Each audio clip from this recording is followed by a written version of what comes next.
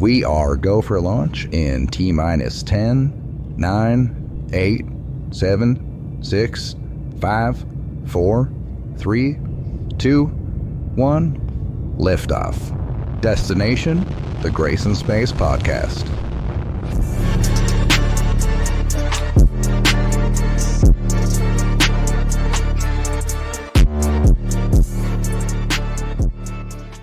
Howdy, folks. Welcome to the Grace in Space podcast. I'm your host, Grace Frazier, and I'm so excited to introduce y'all to my guest today.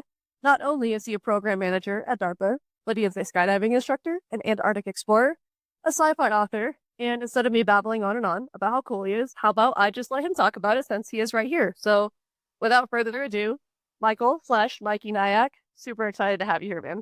Hey, Grace. It's great to be here. I'm excited for this first podcast. Let's do it. Yeah, as you said, I've kind of been all over the place in my career. I'm a pilot. I'm a skydiver.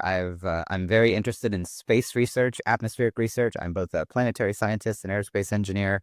So I'm happy to talk about everything in between or nothing at all. You tell me. Well, excellent. Let's go with the latter then.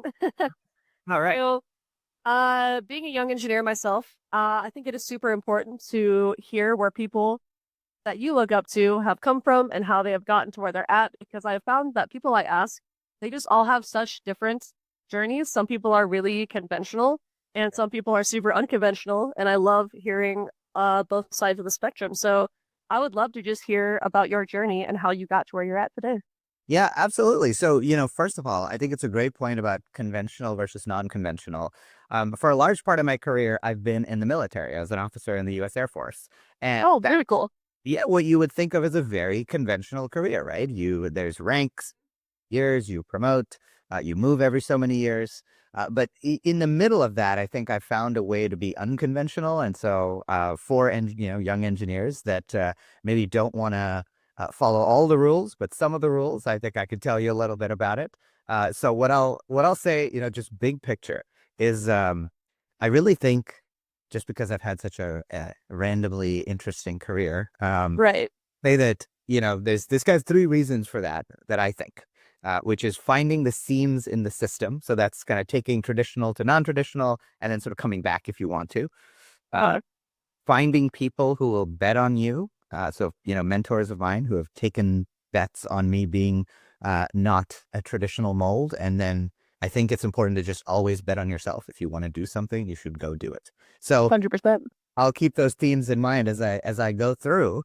But essentially, I mean, part of the reason why I think I've been able to have such an interesting, sinuous career path is because I've had people who've bet on me, and I'm very thankful for them. And when nobody has bet on me, I bet on myself.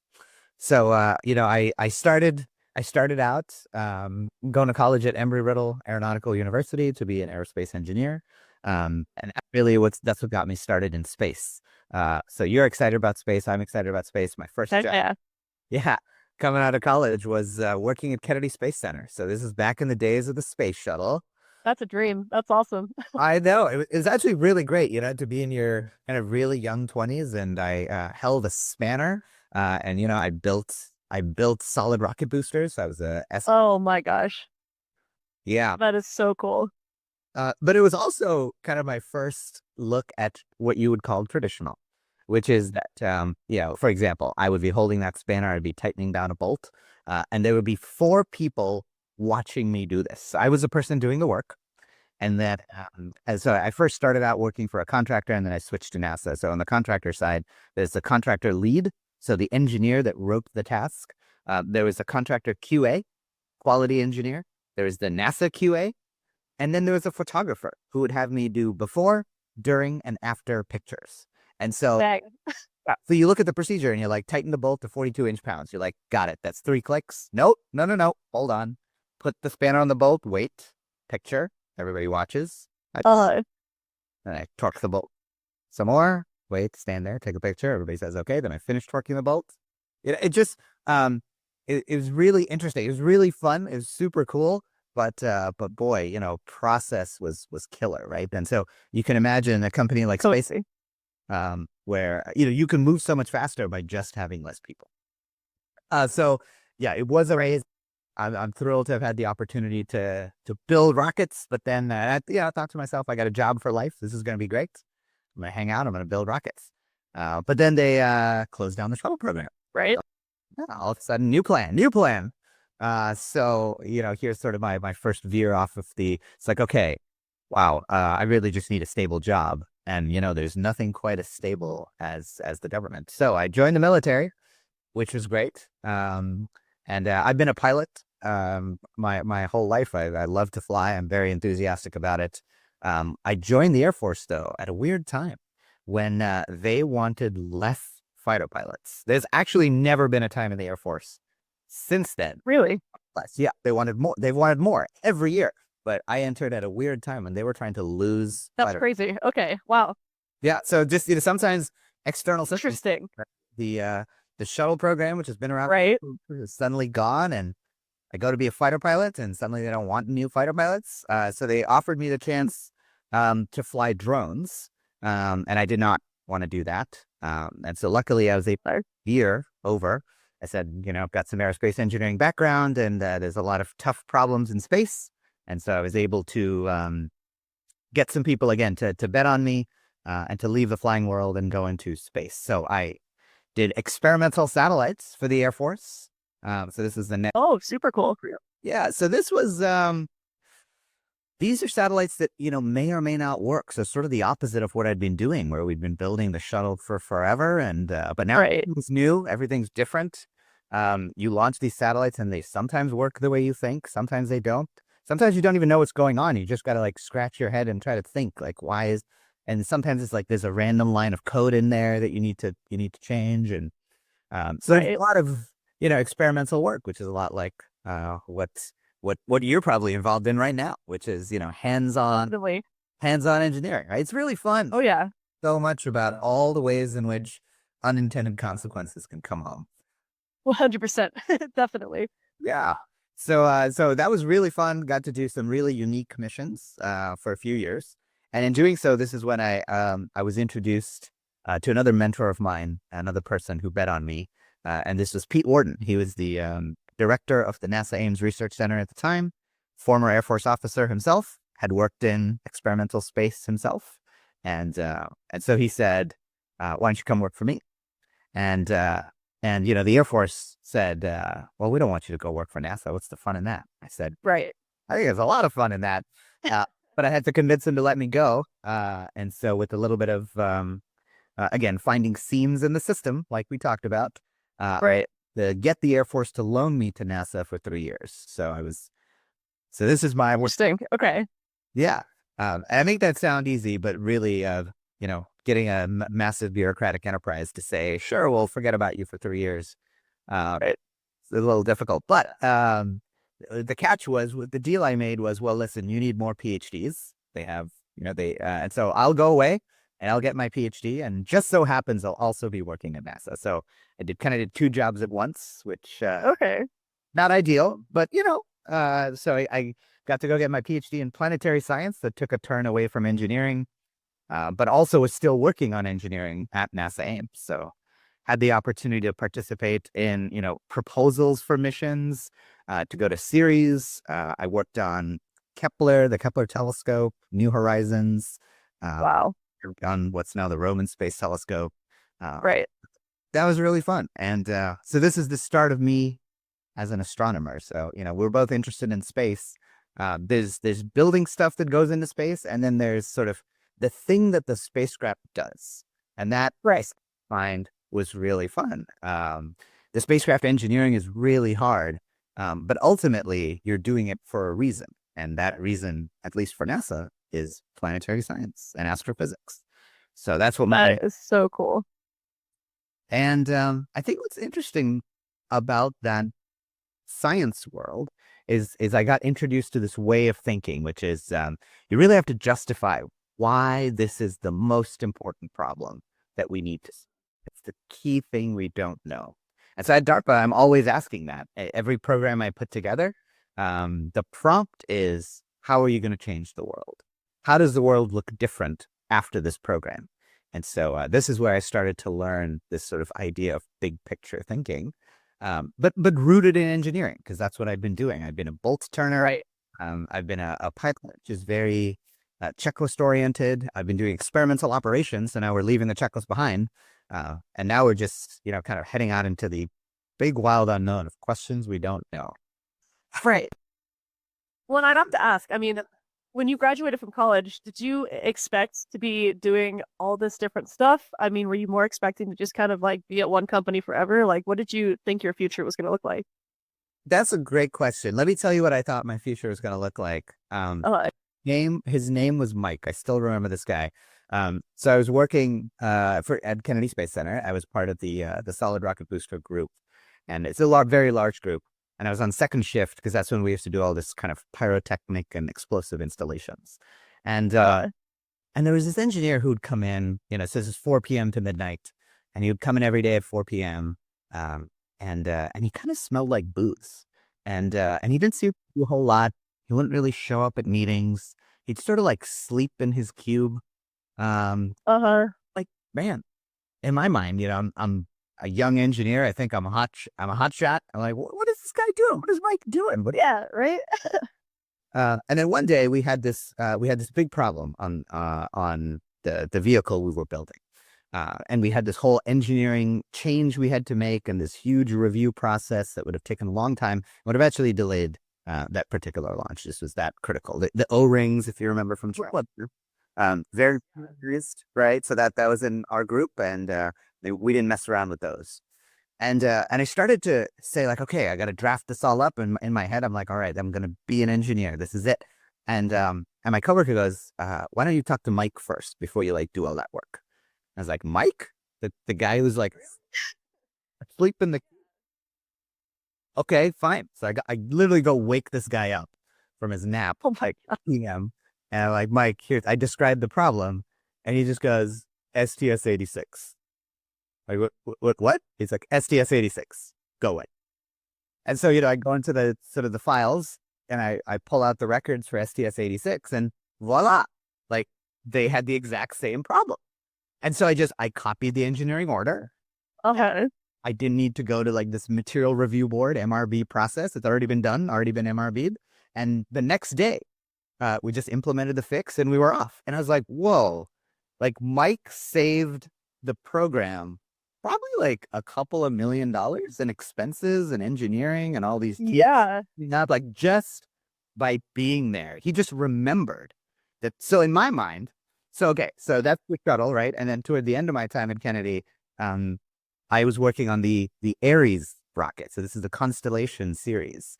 And we launched the very first test rocket, Ares 1X. I was right there, right at the signals on the ground level. And so that's what I thought I was going to be. I thought I was going to be Mike for the Constellation program. I'm like, 20 years from now, I'm going to be taking a nap, and they're going to. That's going to be me. Yeah. And I'm going to say, Creation 4, get out of my face. Get out of here. Yep. Like, I just remember, just sometimes there's people who just know so much because they've seen so much. I was like, that's I'm going to be the master of the Constellation solid rocket booster. It's going to be so. Yeah. So that's what I thought I was going to be. And then life sort of took me in a completely different direction. That's kind of cool. Just a complete whirlwind of not even remotely what you expected. That's so cool. Yeah, I definitely, I had no real like experience kind of thinking, like being an engineer, putting pen to paper, except for school. And so, for example, going and doing the experimental satellite work really showed what happens when there's no mic. There's no STS-86. This is the first time we bring it. We don't know anything. And then we go do it on a completely different spacecraft. We learn way different lessons. And that's when I realized, like, oh, I actually like the newness of it. And I enjoy problem solving. And then NASA stage of becoming a scientist as opposed to an engineer, again, very much thinking about pen to paper, big problems.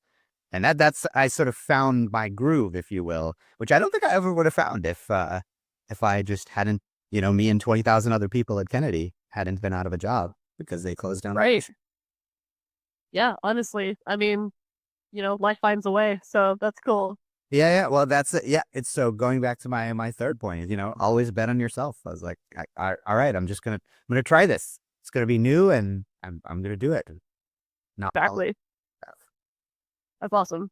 That's so cool. So you get your PhD Yeah. and you're working at NASA, which I mean that had to have been crazy. Like how busy were you every single day?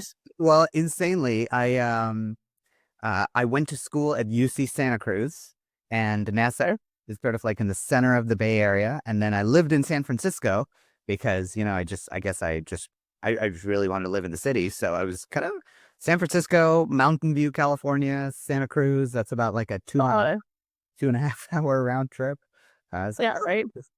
But it was fun. Uh, Santa Cruz is a really cool place. I really enjoyed going to school there. I had some great classmates. San Francisco is a really fun city to live in, and Oh yeah. NASA had Kepler at the time. They were planning the Roman Space Telescope. It was an exciting time to be an astrophysicist. I would say it's still an exciting time to be an astrophysicist. Oh yeah. Oh, it's an exciting time. Always an exciting time to be an astrophysicist. Although it was funny, when I was in San Francisco, Mm-hmm. and kind of going out with new people, I would say, "Hi, I'm an astrophysicist," and they would hear astrologer. And Yep, uh, that makes sense. so, can you read my palm? I was like, no. But after a while, I was just like, you know what? Yeah, Sure, absolutely, I can. just start faking it. I love it. Let me tell you what the lines on your hand mean. Yeah. So after that, let's see. Yeah. So I'm now a freshly graduated astronomer, astrophysicist. I had the opportunity to go out to Hawaii, and be the chief of an observatory. So I worked my way up as a principal investigator for a telescope. Then I was the principal investigator for 4 telescopes, and then I had the opportunity to become the chief of research of the whole site. And let me tell you, we were just talking about how cold it is. I think, how cold is it there? We're like 16 degrees here. 16 degrees. I'm in upstate New York and it's 9 degrees. And, let me tell you, Hawaii, on a bad day, it's 68. That's so nice. I wish. I know. Me too. Me too. It was amazing. And, but, being Hawaii is such a unique place to do astronomy because it's, the mountain I was on was one of the few places where we had what's called an inversion layer. So usually the temperature gets colder as you go up. And so, clouds rise. And so the tops of mountains are usually cloudy. But here we had the opposite. The temperature would decrease for a while and then it would flip and it would start increasing. So the clouds would stall out right in that 7,000-foot region. And the observatory was at 10,000. So we would be cloud free, beautiful astronomy conditions. We did some really cool work, both military and civilian astronomy. And that's where I really learned a lot about, constructing these big programs. How it's like multiple research objectives. I had a bunch of young scientists working for me that really did it, like myself when I was younger, just didn't know what they wanted to do with their lives. They're like, I had this degree. I'm like, all right, well, let's teach you how to use, construct a way of thinking that's, helps us all grow. So that was fun. Right. Yeah. Starting the day with surfing is just never a bad way to live. Oh my gosh. I mean, so far every experience you've told me sounds like an absolute dream. So that is just so cool. I told myself that I would not leave except for one opportunity.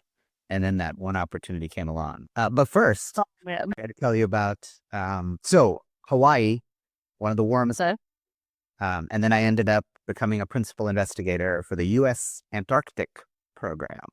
So I went, Which I went from plus 77 degrees to minus 77 degrees. oh my gosh. The day I got to the South Pole, it was negative 77 degrees feel like temperature. And, Yeah, can't even fathom. I, Like, my, on my left hand, I have no feeling in 3 of the fingers, like nerve damage, seriously? just for like tune a metal telescope in the cold. Or, yep, not frostbite, but frost nip. Little nibble, yeah. Yeah, the body's saying like, you want to keep doing this? I'm like, no, I guess not. So yeah, I had the opportunity to take a telescope down to Antarctica, to the South Pole, all the way to the bottom of the world, and do some really rugged astronomy as a team of. Wow. But it was really fun, and to actually just a week ago, I wrote a fiction sci-fi novel based on my experiences in Antarctica, and that is released now. So it went out on the 11th of February. and it's out now. It's called Symbiote, and it's a sort of sci-fi horror novel based on my time on crew at South Pole. It's such a unique place. The people there are so unique, and so I really wanted to find a way to capture that. Um, Oh yeah, I'm super excited. My copy gets here tomorrow, so I'm really excited to read it. And yeah, sounds awesome. it's My hope is that people will flip to the last page and ask themselves how much of that was science fiction and how much was science fact. So Right? I love it when stories are rooted in fact. Yeah. this is great. Me too. There's some really cool details about what it's like to live on crew, work on crew. I mean, it's super unique because there's 40 of you down there. It's really hard to get to South Pole. It's a 5-hour flight from the nearest outpost across just Wow. like 1,000 miles of nothing. What I'll say is, you think so, if you're out in the woods, even, there's like a contrail in the sky, there's bugs, insects, birds, something to remind you there's nothing at South Pole. There's no birds, there's no penguins, there's no contrail. It's just like snow as far as the eye can see. It's the closest to space that I can imagine. So, That makes sense. the Grace in Space podcast, I will say that, NASA does a lot of research there at South Pole about Okay. to live in space because it's so deserted. You got to use only the tools on hand, and there's nothing else. There's no internet. It's wild. Right. Wow. That is insane. And in the novel, does it describe a bit of like what the actual living conditions were like and kind of what your day-to-day looked like? Yeah, absolutely. It's set and the station, which is just one building kind of out in the middle of nowhere. There's the lead character is, they work in, there's some outhouses, but yeah, everybody's sort of crammed into this one little tin can. And it's, in the book, it's winter. So when I went there, it was summer, daylight 24/7. In the book, it's winter. So it's dark 24/7. And, Oh, that's crazy. Yeah. elation, creepy dark, things happen. So That's perfect setup for a horror novel. I love it. Well, So yeah, that was Antarctica, which is a really unique experience. Such cool people that live there, really unique. yeah. You won't find them at like your local pub because they're down living in wintering in Antarctica. -77 degrees. Yeah. Yeah. So after that, I went back. I actually didn't go back to Hawaii after that because I had the opportunity to now switch back to my flying roots and Right. Air Force Test Pilot School.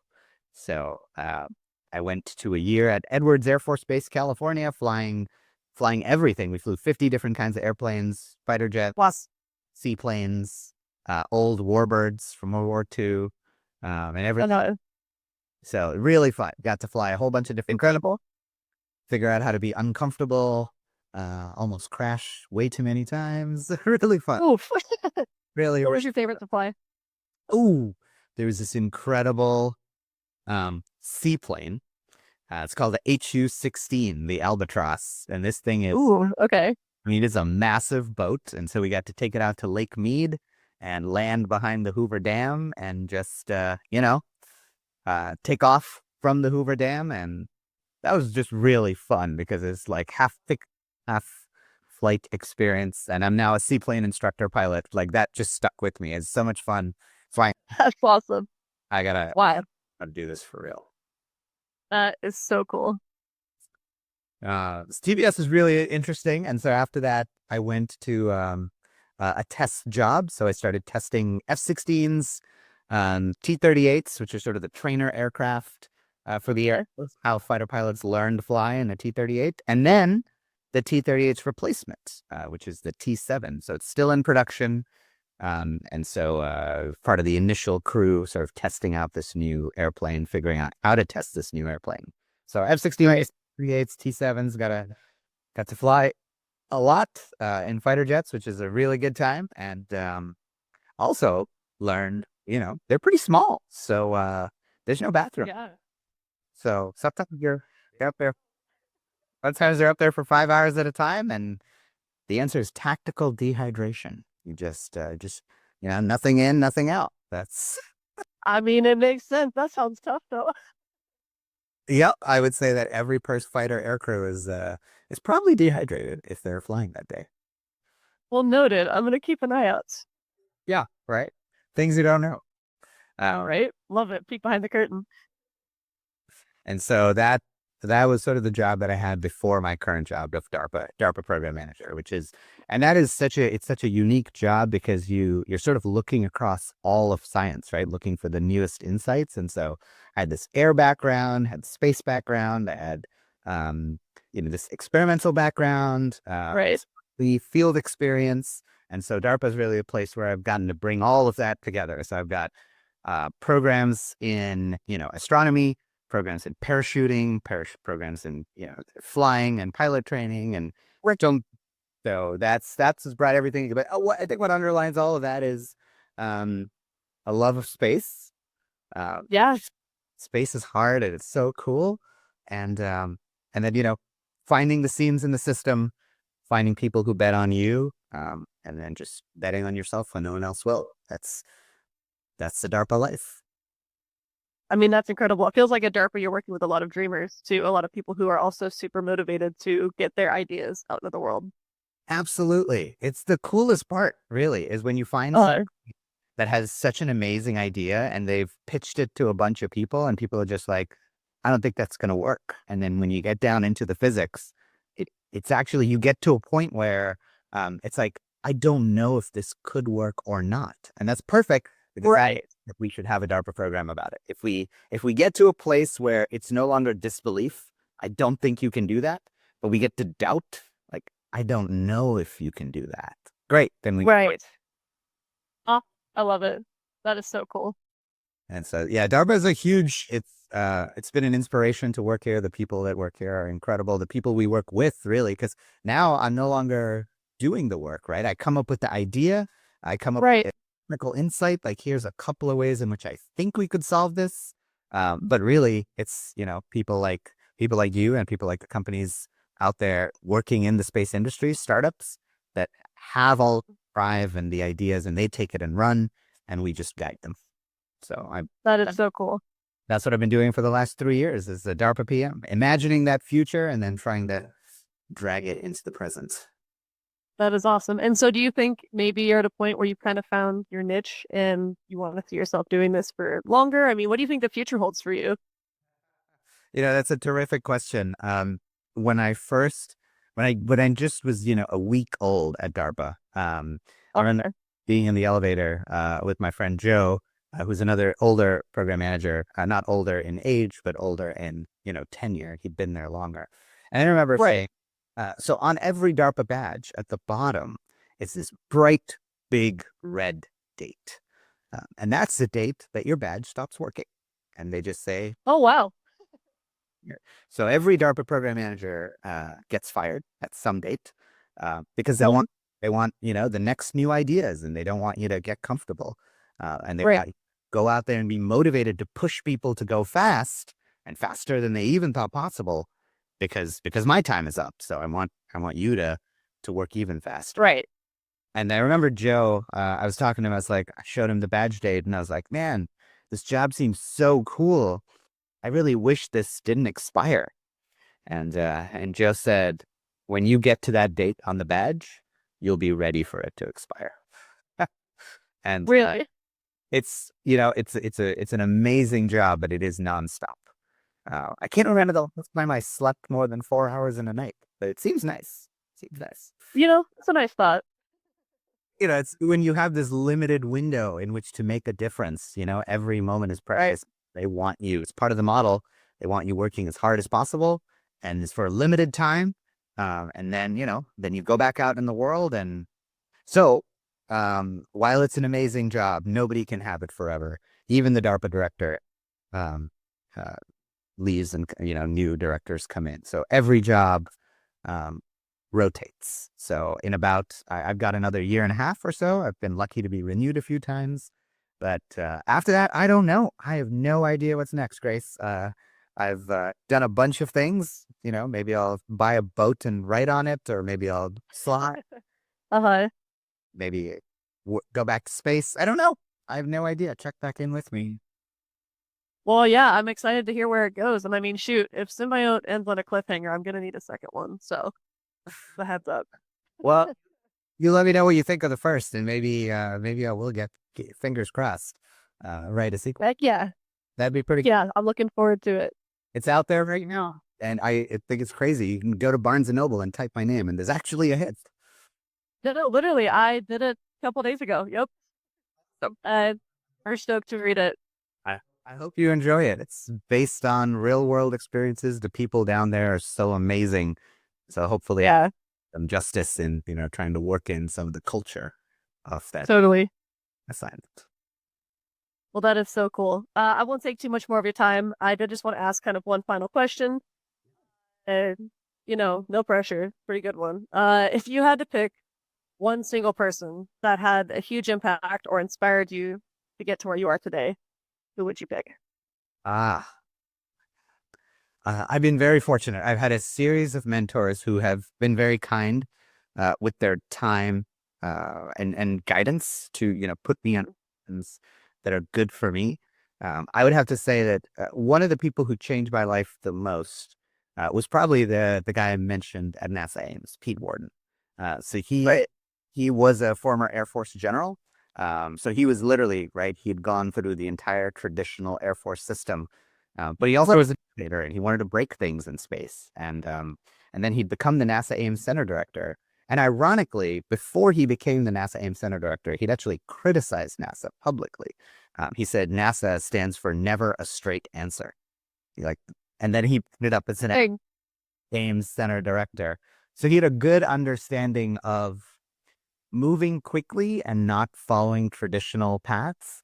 But so, right, it is still the government. You got to be a good steward of taxpayer dollars and doing that very right. But he also kind of forced me to think not like a junior Air Force officer, but more like what I am today, is more like a DARPA program manager, imagine. Totally. So he sort of, through my work for him at NASA Ames and, getting my PhD and broadening the way I thought, as well as kind of getting out of the traditional Air Force path that was maybe set out for me. Yeah. And just, sort of took that forward a bunch of times, and it ended up working great. Antarctica and Hawaii and test pilot school and DARPA. But that was the first big change. And he sort of showed me that if you do it right, you can succeed while fighting the system. So I've always thought inspiration from that. So it's, if there are young engineers out there and you find yourself stuck in a rut, sometimes you just either have to be the one that points that out, or you got to leave and go to a place where that's, appreciated and recognized. That's awesome. That is so awesome. Well, thank you so much for sharing, Michael. It's been awesome to have you on the podcast. Really appreciate you being our very first guest ever. And to everyone watching, thank you guys so much for tuning in. It's been super fun. Do not forget to go pick up your copy of Symbiote. It is out now. Barnes & Noble. And whatever you do today, make it awesome. See you guys later.